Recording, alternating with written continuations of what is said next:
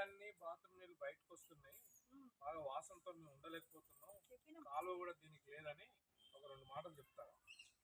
School పక్కనండి మాది.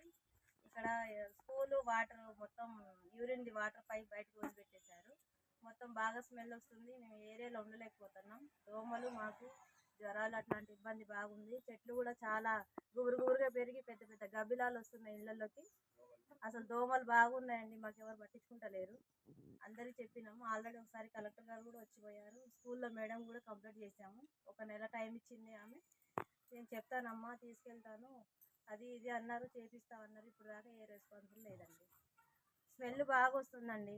అసలు ఉండలేకపోతున్నాం. బయటికి రావాలంటే ఇబ్బంది అవుతుంది మాకు. చిన్న చిన్న పిల్లలు ఉన్నారు. అందరికీ రోగాలు, జ్వరాలు అట్లాంటి ఇబ్బందులు, టైఫాయిడ్, మలేరియా, డెంగ్యూ అట్లాంటివి బాగా వస్తున్నాయి మాకైతే. అసలే వర్షాకాలం అండి. మమ్మల్ని ఎవరు పట్టించుకుంటలేరు. దయచేసి ఈ ఉన్న సమస్యను కలెక్టర్ గారికి చెప్పుకోవాలని నేను ఇక్కడికి నిలబడి బయటకు వచ్చి చెప్తున్నా. మా ఇంటి ముందే కాబట్టి ఈ పరిష్కారం చేయాలని నేను కోరుతున్నానండి. ఈరోజు సిపిఎం పార్టీ ఆధ్వర్యంలో బూర్దిగడ్డ స్కూల్, ప్రభుత్వ పాఠశాల, హై స్కూల్, ప్రాథమిక పాఠశాల కలిపి ఉన్నటువంటి ఈ పాఠశాలలో సందర్శించడం జరిగింది.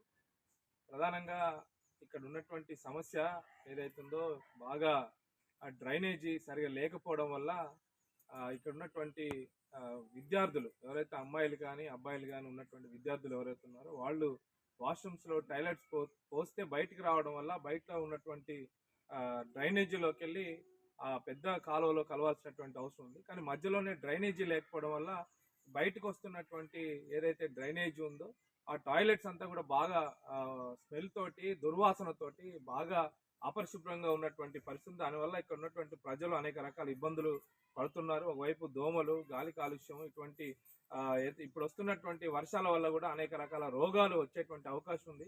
చిన్నపిల్లలు అట్లాగే ఏజ్డ్ పర్సన్స్ అందరూ కూడా, అనేక వృద్ధులు కూడా ఇబ్బందులు పడుతున్నటువంటి ఈ నేపథ్యంలో వెంటనే ప్రభుత్వ అధికారులు, సంబంధించినటువంటి కార్పొరేటర్లు, అట్లాగే కార్పొరేషన్లో ఉన్నటువంటి కమిషనర్ గారు ఎవరైతే ఉన్నారో వెంటనే దృష్టి పెట్టి ఈ సమస్య పరిష్కరించాలని చెప్పేసి సిపిఎం పార్టీగా డిమాండ్ చేస్తాను. అట్లాగే ఇక్కడ ఉన్నటువంటి పాఠశాలలో కూడా, ప్రైమరీ పాఠశాలలో 6 ఉపాధ్యాయులు ఉండాల్సింది కూడా 3 ఉన్నటువంటి పరిస్థితి. లోన ఆడుకుంటుంటే వరదల వల్ల నీరు ఎక్కడ పడితే అక్కడ ఆగిపోయి అక్కడ గ్రౌండ్ లేనటువంటి పరిస్థితి కూడా ఉంది. అట్లాగే టాయిలెట్స్ కూడా సరిపడ టాయిలెట్స్ కూడా ఉండనటువంటి స్థితి కూడా ఉంది. సుమారు ఇక్కడ 300 పైచిలకు ఉన్నటువంటి విద్యార్థులకు కేవలం ఒక 6 మాత్రమే టాయిలెట్స్ ఉన్నటువంటి పరిస్థితి ఉంది. కాబట్టి వెంటనే ప్రభుత్వ పాఠశాలలో ఉన్నటువంటి బూర్దిగడ్డ స్కూల్లో ఉన్నటువంటి అనేక రకాల సమస్యలు నిలయాలుగా మారుతున్నటువంటి నేపథ్యంలో ఈ ప్రభుత్వ అధికారులు అట్లాగే కలెక్టర్ కూడా ప్రత్యేకమైన దృష్టి పెట్టి ఈ సమస్యను పరిష్కరించాలని చెప్పేసి సిపిఎం పార్టీగా డిమాండ్ చేస్తుంది.